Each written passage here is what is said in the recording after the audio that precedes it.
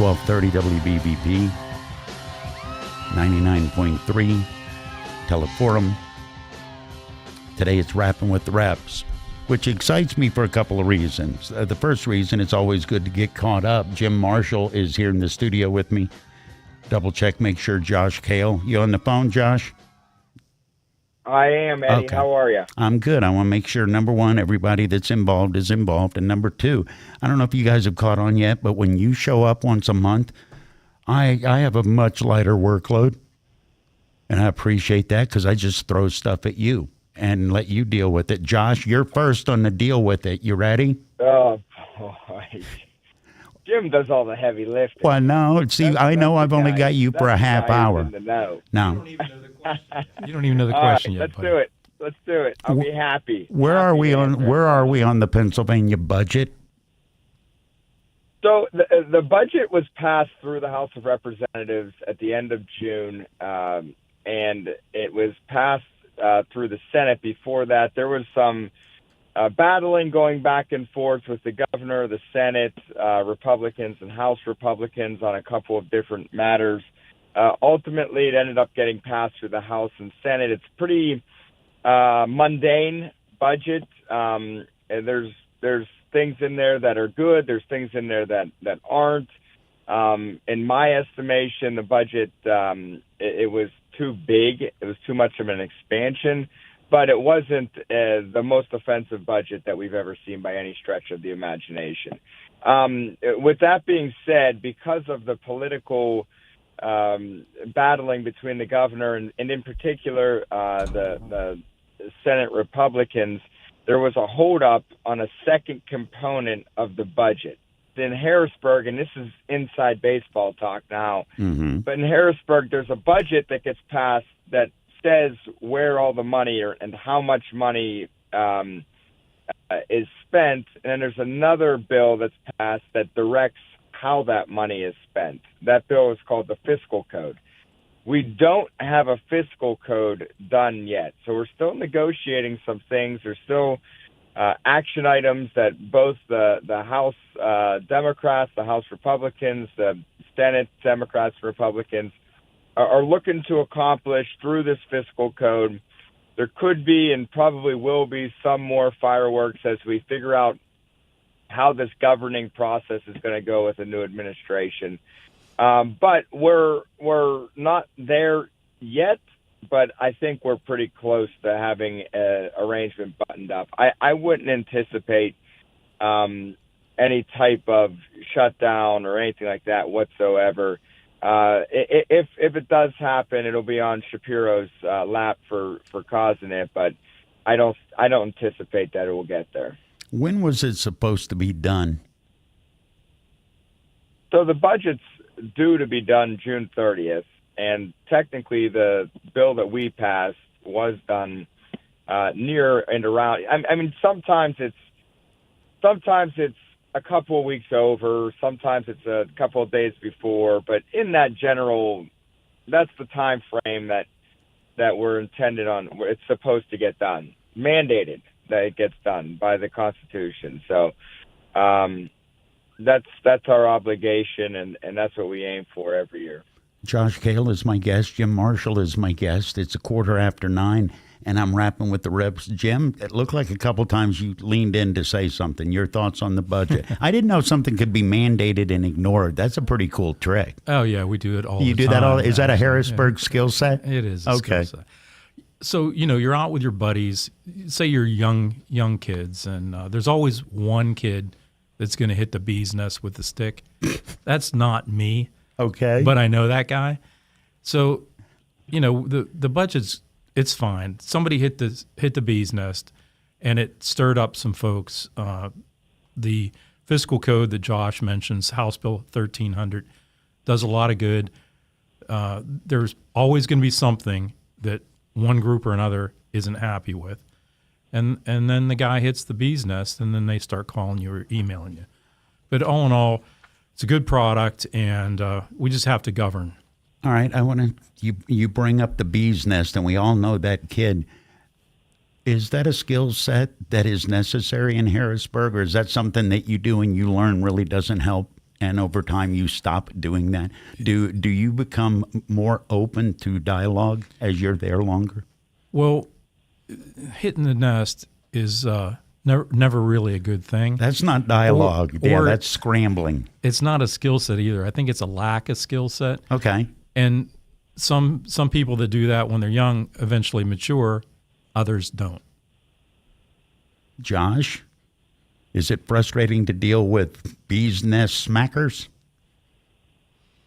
Yeah, I mean, it certainly is something that you got to deal with. It's a new politics is.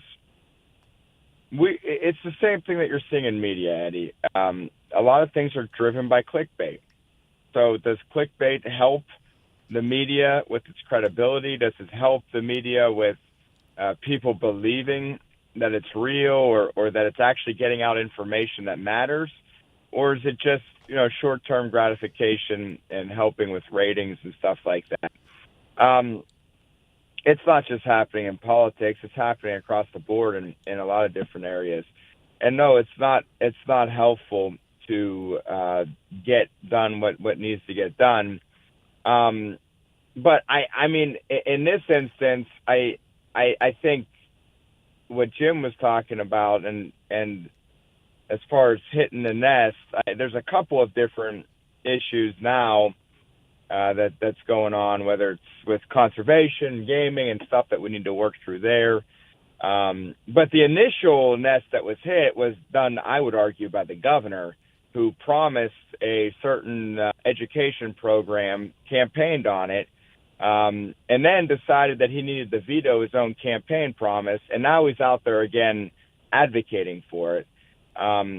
That type of double talk in Harrisburg is why we have no credibility, and why people view politicians as people that just talk out of both sides of their mouths.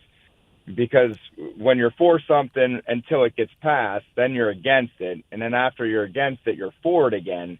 It just doesn't come off right to the average Pennsylvanian. So it is frustrating. There's a lot of instances out there, a lot of people that do things for reasons beyond what Jim's talking about, that governing, reasons beyond doing the right thing for the Commonwealth, whether their eyes are on a higher office or they just want basically attention and gratification from being heard. But that's the social media world that we live in. And I'm not saying that it's adding value to the world that we live in. In fact, I think you can make a pretty strong argument that it's not. But it is, in fact, the stuff we got to deal with. And that's not just us. It's everybody. That's media. It's every industry that's out there having to deal with those types of issues. I'm not going to ask you to name names, but in your mind, visualize somebody in Harrisburg that you would describe as falling into that category. It's all about clickbait. It's all about noticing me. It's all about smacking the bee's nest with the stick. And there's nothing past that substantial. How are those people viewed by the people in Washington? Same thing. In Harrisburg, how are those people viewed by people like you and Jim that are honestly trying to govern and move forward? I think, and it's on both sides. Yes, right? Absolutely. They're on the right, they're on the left. There's people I agree with from a policy standpoint. I think Jim hit the nail on the head.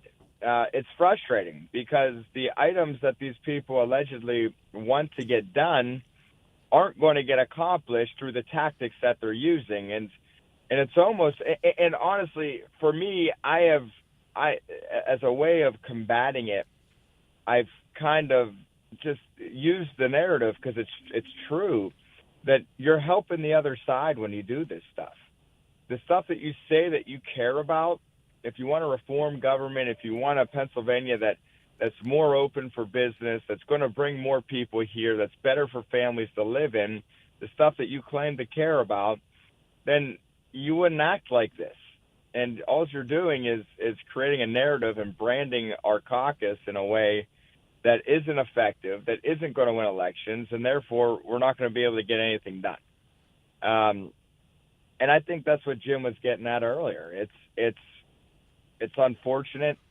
I don't think within the circles, within the representatives, I mean, there's different groups and different, people have different friends of who they hang out with and stuff like that. And there's mutual respect amongst reps because we all hold a position and represent our constituents. And, you gotta believe that people are acting in good faith, as a representative. But if there's a hint that that's not the case, I think people lose credibility pretty quickly within Harrisburg, and their ability to actually get something concrete done just tanks.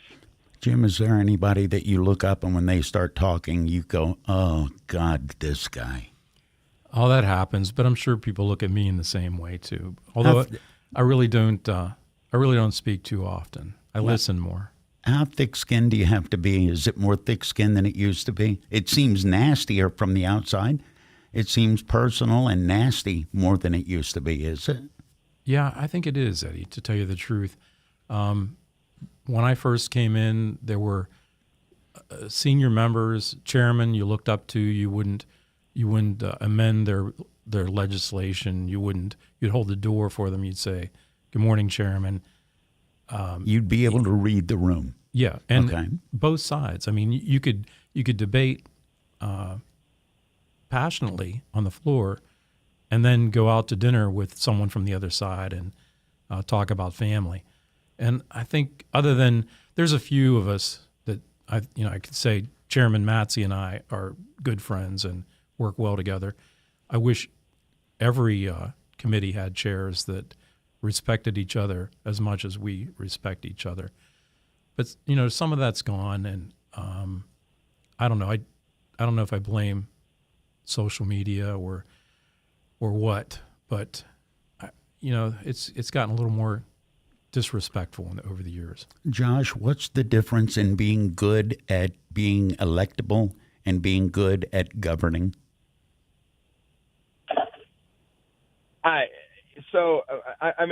I hope there isn't much of a difference. And I think at the state house level, I do think it is easier in one sense for us to be more focused on governing and doing the work of your constituents. And the reason why is because our districts are smaller. So we can actually get out there and talk to people and explain exactly what we're doing. When you have a bigger district, like a congressional district that has 700,000 people as opposed to our districts that have 65,000 people, when you have a smaller district, you can go out there and explain what you're doing. So the branding, the broad stroke branding, the nonsense, the blue truck versus our truck type of nonsense that you see in politics, it's not as influential. You can get out there, talk to people, explain what you're doing. And when you do that, that's what people want to understand. For the most part, what I have found, they want people that are serious, that understand the time, that understand what needs to be done, and aren't there just to, have a extended college period and run around Harrisburg kind of beating your chest and getting on Facebook or whatever it is your goal is to accomplish that day. Josh, I appreciate you taking the time. Jim Marshall is here in the studio. Josh Kail's been on the phone. State representatives for Rapping with the Reps. I know you got to go, and I appreciate you taking the time to even do this. Here's my final question for you, Josh. And Jim, I'm going to ask you this after the news. Okay. Josh, be honest. Have you ever been escorted out of any Broadway play? Eddie, not only have I never been escorted out, I've never been to a Broadway play, and quite frankly, I don't know that I could name a single Broadway play right now, and I would have no idea how to get to Broadway to begin with. So,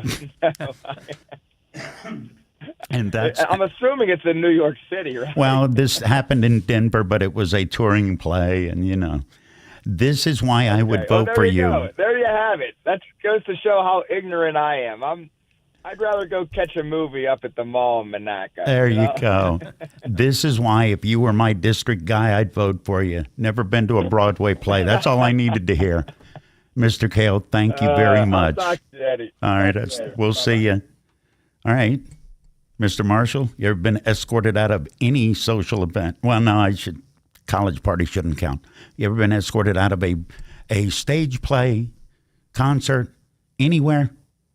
I can't think of any, Eddie. I'm pretty quiet, pretty laid back.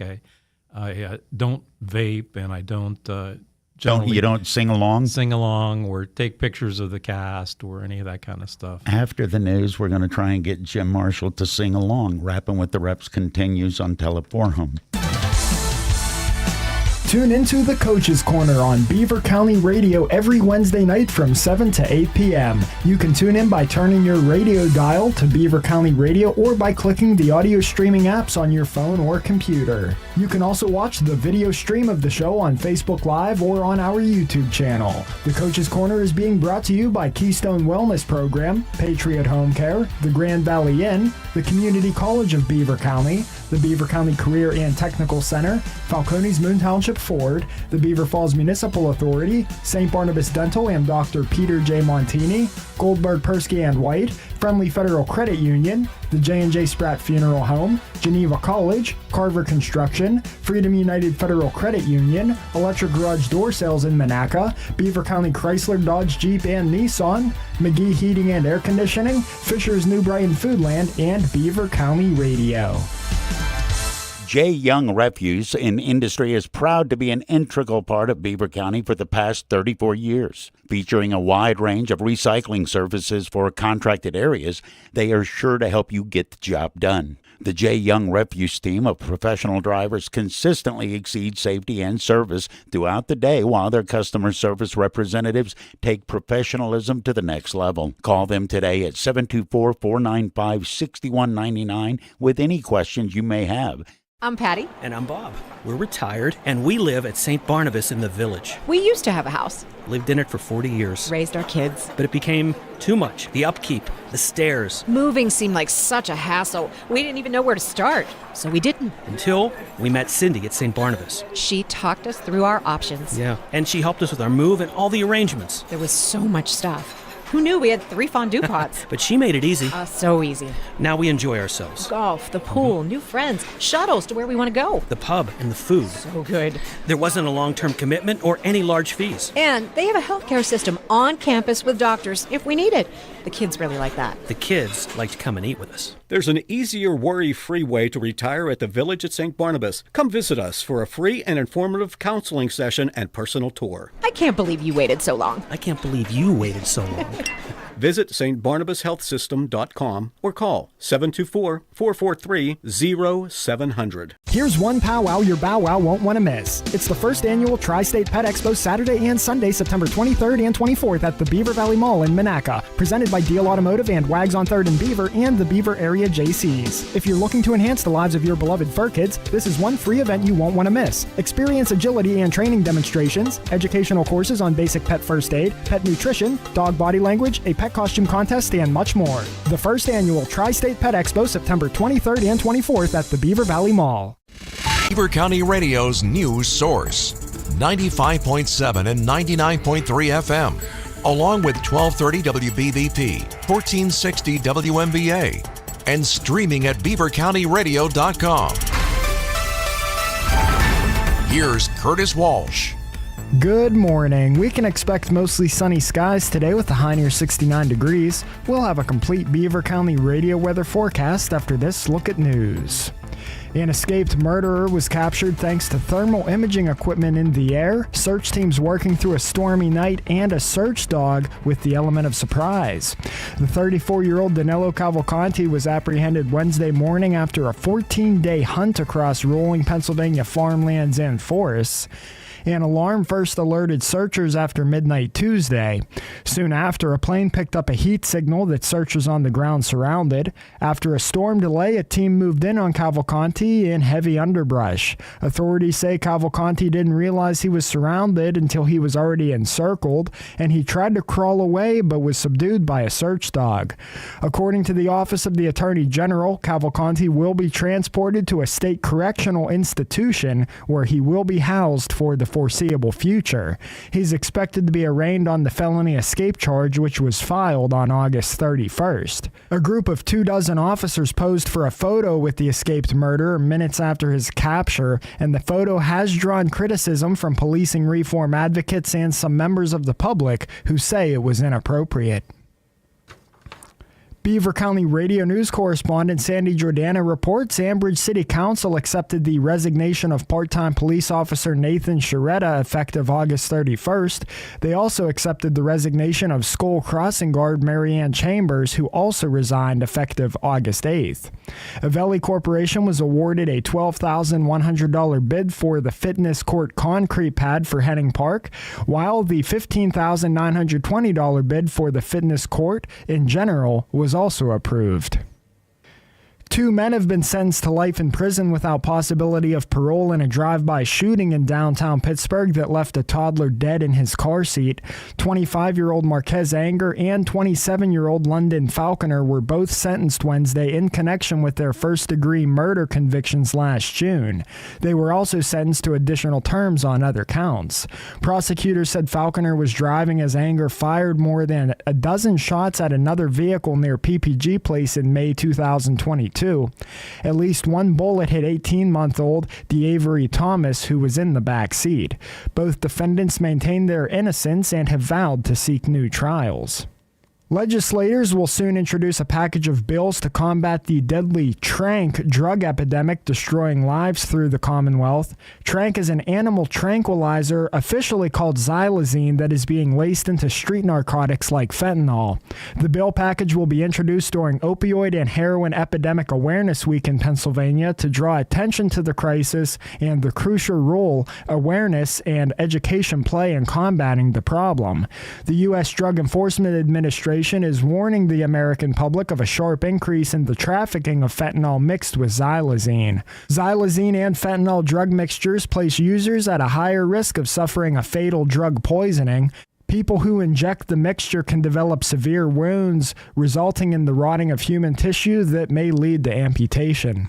Pennsylvanians will soon see some financial relief with their property taxes and rent. Danielle Smith has the details. Governor Josh Shapiro recently signed House Bill 1100 into law, expanding the state's existing property tax and rent rebate program. AARP Pennsylvania State Director Bill Johnston Walsh says the expansion of the program will significantly boost property tax rebates for older adults, alleviating the financial burden for homeowners and renters.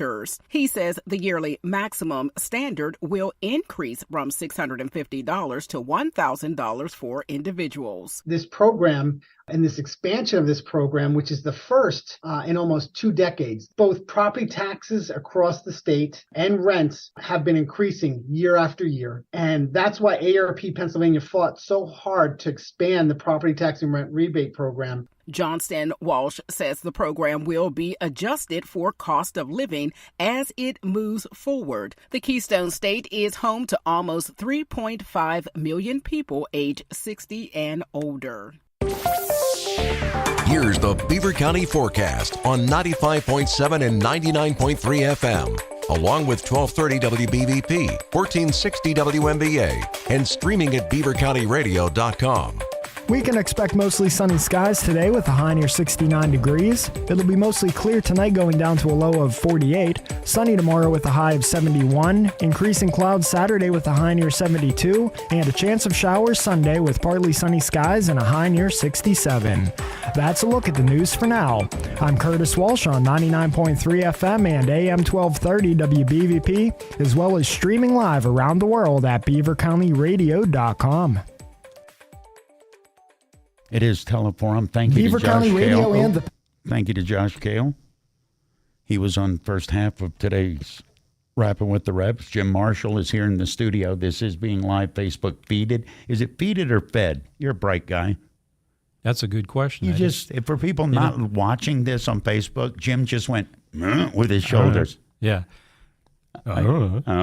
We should ask Curtis, because Curtis is not only a great technician and engineer, but he sounds great on the radio too. He does all the work, that. I know. We don't hit a lick. Yeah. Jim Marshall is here on the subject of not hitting a lick. When do you guys go back to Harrisburg? Well, at the end of September we're in, and then 3 weeks in October, and I haven't looked at November and December yet, but we've been busy. I mean, we're always busy in the district. I want to ask you what you're busy about, because I saw a story and I saw that you were having hearings about it, and I need some definitions explained to me. Sure. Chairman Matzy and I, we chair, it's a new name, so I'm hoping to get it right. It's Consumer Protection, Technology, and Utilities. It used to be Consumer Affairs. Okay, it sounds like protecting the consumer. It is, and that's Chairman Matzy and I's top priority. Here's what I want to ask you, because the story I saw, it sounds like a straight-up scam. Speculative. I think I bought a ticket to something, but I didn't really buy a ticket to something, and I don't find out. And now, how do I explain what speculative? What's the term? Speculative ticketing. So it's Rob Matzy's bill. We had a hearing on it this month. We had 4 hearings this month, and I want to talk about 2 of them today because they're very interesting. Well, it sounds like people are getting ripped off. Sure. Anytime that you can sell something that you don't own, that kind of raises eyebrows, right? I believe the old school term is you're a fence. Yeah. Okay. So there are organizations out there that buy a block of tickets from, as you mentioned earlier, maybe a Broadway play, right? Maybe a football game or a concert. PPG's got a show, the Aerosmith show that happened earlier. Somebody buys a set of tickets. So you buy a whole block of tickets, and then you resell them. You try to resell them at whatever price people were willing to pay, which can be crazy. Right. And then if you don't sell them all you do is you jam up the artist, or you jam up the event center that's having it. And it's got to stop. So what do you mean by jam up? So in some cases, the event center has to buy back tickets that aren't sold, which is clearly unfair because they should be able to sell the tickets through their website or through their vendors. Well, the venue thought those tickets were sold because somebody bought a block of them. Right. And then they end up with them last minute. Oh, they're not sold. What are we going to do? And are they scattered throughout sections, or where are they? Again, it's not fair to the artist or the event center. And so I hope that when we get back, we do get this legislation through. I'm a co-sponsor for Rob's bill that we shouldn't allow speculative ticketing. It technically has to be an easy thing to address. In the old days, you'd go stand in line, buy a ticket, and then stand out there and try and sell the ticket. With all of the technology, they can't put in some sort of red flag if somebody buys 200 tickets to something? Well, that might be what we have to do. But it's with this whole internet buying and selling, it's more complex and technical in nature. So this committee is perfect to address those type of issues. What happens to the people that think they bought the tickets? They're just out of luck? Often they're out of luck. Sometimes the venue will try to do something to make them more comfortable. Maybe if it's not a sold-out show, maybe get them tickets elsewhere, but then the venue still loses. Well, one of the few times that I will defend the venue. They're not the ones doing this. They might be the ones charging you $22.50 for a beer, but this has nothing to do with that. Right. That's true. And what is a Grinch bot? Oh, you said that word off the air, and I'm like, I don't know what that is, but I want a shirt that says it. So we have a bot is basically automated, and it's calling a phone number over and over and over, but way faster. Okay. So we have another bill we had a hearing on that a member introduced legislation to ban Grinch bots, and I couldn't wait to hear what that one was about because very technical in nature. And dumb it down for me, please. It's an automated system. I don't know, maybe a computer that's dialing phone numbers or going. going on to some Going online, going on a purchase. right? Yeah. Into somebody's website, often bypassing their security, and then purchasing whatever. It could be goods or it could be tickets. Again, we're talking about consumers. You know, they want to buy tickets to Taylor Swift or to Aerosmith or whoever. Mm-hmm. And so this system goes in, buys everything out, then tries to sell it. And you never really know. You could buy something that looks like it's an actual ticket, or you buy a picture of goods online and you actually don't get it. There's no level of trust or there's no level of, built-in trust. If you're ordering it from, I hate to say the name, but if you're ordering something from Amazon, you feel like, okay, I'm probably not going to get ripped off. You could be, and now you're talking about two things that I thought were illegal. One, scalping. Two, could be counterfeiting. Could be. How? Because if I make a ticket yes, I've got the ticket. Are they playing on people's greed? Because there's a concert you really want to go see and it's sold out, and then all of a sudden there's a ticket broker that's willing to sell it to you. Do you automatically trust that? The days of the old school scalping are done because of technology and QR codes and things like that. Would you trust that? It's hard to trust. I find it hard to trust purchases online. I mean, but of course, you said so many people shop on Amazon now, Mm-hmm. and even other stores online. But I'm kind of old school, Eddie. I'm like, I want to see that ticket. I like paper tickets. An electronic ticket on your phone, and then you walk up to the event, and you all of a sudden don't have internet, or you can't find out what app it's on. I don't trust technology to take care of all of my problems. Right. You know what the old way to scam was, right? The Three Rivers way? Tell me about it. You'd Eddie. take 2 half tickets. Underneath there'd be a $20 bill, and there would be one specific gate that you needed to go through. And you'd hand the guy that, and he'd pretend to tear the ticket. And that's how you did it. Wow. And in Q, now if there wasn't a $20 bill underneath the 2 half tickets, you weren't getting that. Yeah, I didn't. I never did that. I never actually made very many events when I was younger, I guess. But that's a pretty cool trick. Well, they've they've addressed it, but you'd get 2 half of old torn up tickets. Guys would go around and collect it off the ground, and that's how you got in the next week. How behind is legislation in terms of what we're facing and going to face in technology? Well, when you talked off air about do we really need any new bills or laws? Yeah. When you think probably everything's been invented already, and I think somebody said that when the Model T came out. Well, everything's been invented now. We can't keep up. The technology of everything is going light speed or faster, and these pieces of legislation that our committee's considering, they're seriously out there to protect consumers. Right. And it's about technology, and it's stuff that never, because of technology, it never existed until now. Do you believe laws can at least keep up with the big stuff? I hope so. Yeah. I mean, it's really, really important, especially now with the age of purchasing online, and whether you're buying tickets or buying, refrigerators or whatever you're getting. We have to do everything we can to protect consumers. How often do you hear from consumers on scams? Not often, really. I guess what happens is somebody comes up with an idea.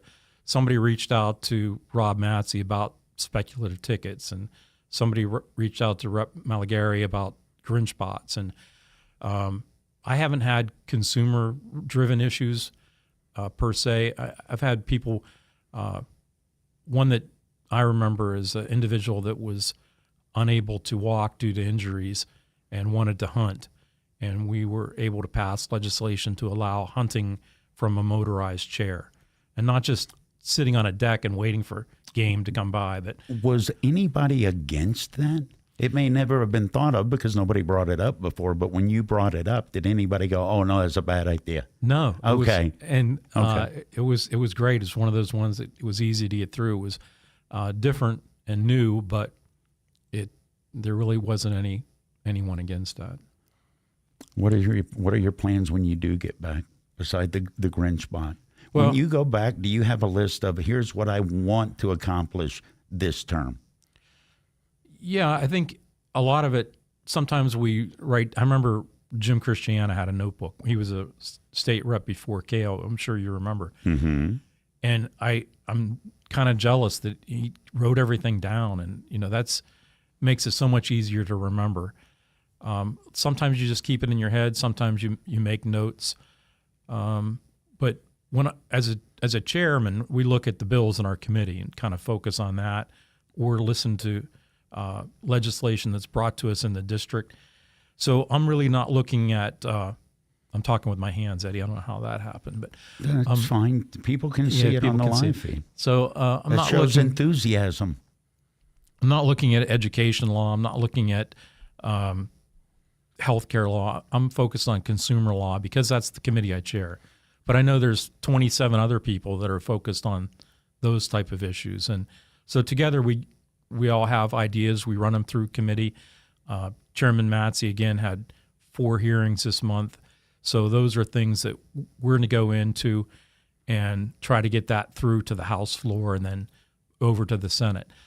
One of the exciting things that I'm working on is an expansion of the services and facilities that are in Chippewa. That Beaver County Community College has a aviation program, and they're very good one, very good, nationally renowned flight school that helps to train air traffic controllers and pilots, and the building is almost technically obsolete. It's made out of cement block, and it's probably the strongest building in the neighborhood. But it's hard to get Wi-Fi, and it's hard to get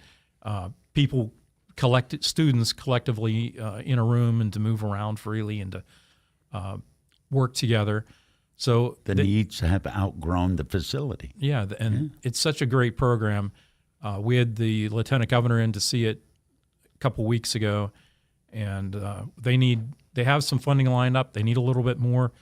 We need to work with the federal government and the state government together to get this done. But in this upcoming year, I'd really like to see movement on that great project. I want to ask you about committees. We see it in Washington and we see it in Harrisburg.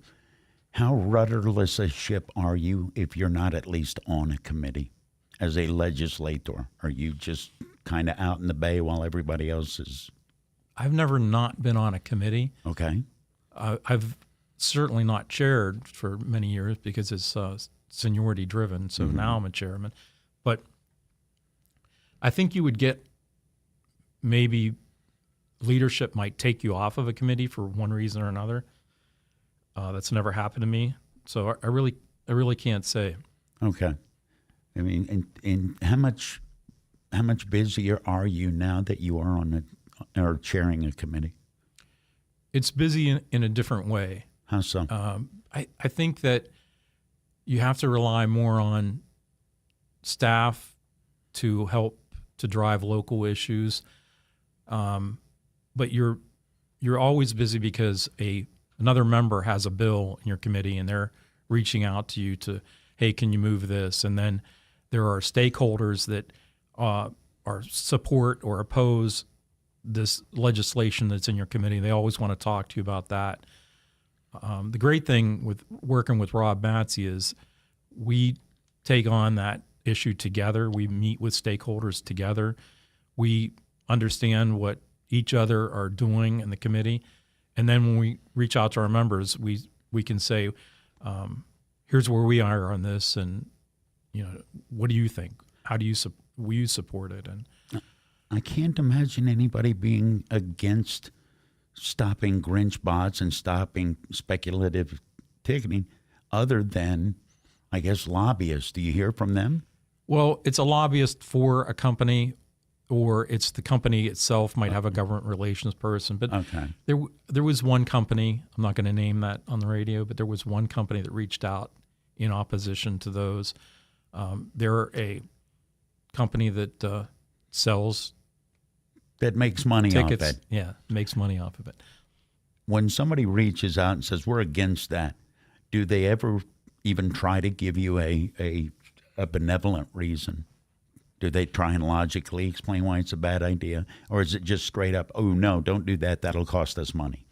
Oh, it's both. Is it? It is both. Okay. But anytime any individual stakeholder comes in to meet with me and says, this is a great idea, here's why I support it, my first question is, who doesn't like it? Right. I want that right out of the gate. I want to know the other side. Right. To tell me the other side. So there's a lot of that, and we have to dig in and oftentimes look up to see what other states are doing on an issue, and it's complicated, especially in a committee that has such a broad responsibility. Right. You're talking about basically all things that can be consumed by Pennsylvanians, and that includes technology and everything else. Right. And a lot of it is utility driven too, you know, electric choice, and people want to buy green energy, or people want to buy, they might want to say, well, this is the best, this is going to be cheaper than what I have now. Right. And then they maybe miss this fine print, or find out that at the end of their term, their fixed rate becomes variable, and then they're like, "Oh my gosh!" Like the polar vortex. Yeah, like happened in Texas. Right. People were waking up and freezing to death and getting bills for $15,000, $20,000. Both, and Yeah. we have to be on top of that to make sure Pennsylvanians aren't facing that. State Representative Jim Marshall is my guest. It's Rapping with the Reps. Is there anything that you wanted to be talking about that I didn't ask you about? Usually I'm prepared for that one. You're always prepared. Yeah, I think we covered a lot today, Eddie, but I will say one thing that people call us about, and it probably sounds mundane, but when your license plate's so worn out you can't see the colors on it anymore. When it's just silver sheet metal? Yeah, it's called delaminating. Yeah. When that happens, you can get that replaced for free. And you can go to a senator's office, or you can come to my office, or KAIL's office, or Matsey's office, and we'll help you get through that. So we're actually planning an event again in October. We've had them before, where people can drive through, fill out some paperwork, and then a new plate comes to them, a replacement plate. And I see those plates all the time. Yeah, my daughter has one of those plates. It's for no fault of the owner. They just peel apart. There's no reason. Well, it's whoever had the contract. I know who it was. Is there any justification to get pulled over because of that? Law enforcement understands that it's not my fault. Does that mean they're not going to pull me over? Yeah, they could. That could happen. But, a lot of it is, you have a $70,000 vehicle and you have a piece of junk plate on there. You just, even if it's so it's the personalized, it's the aesthetics. You want a nice plate. You go out and get your car washed, or go, wax your truck, and your plate looks like junk. You want to get that done, and you don't want to pay twice. No, right? No, it's expensive enough. Let's make sure. And what happened was, when the aluminum was bare, they used to coat it with something to make the vinyl stick.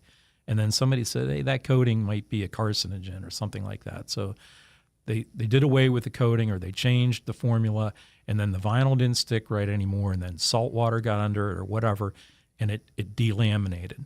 So we want to help people get new plates. I'd count it as a concern if there was a plate licking problem in Pennsylvania.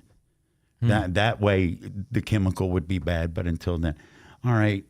Good job. You just made me be annoyed with the Commonwealth. That got me set for the second hour. My pleasure. Jim Marshall has been my guest. It's Rapping with the Reps on Teleforum, Beaver County Radio. Thank you, sir. Thank you.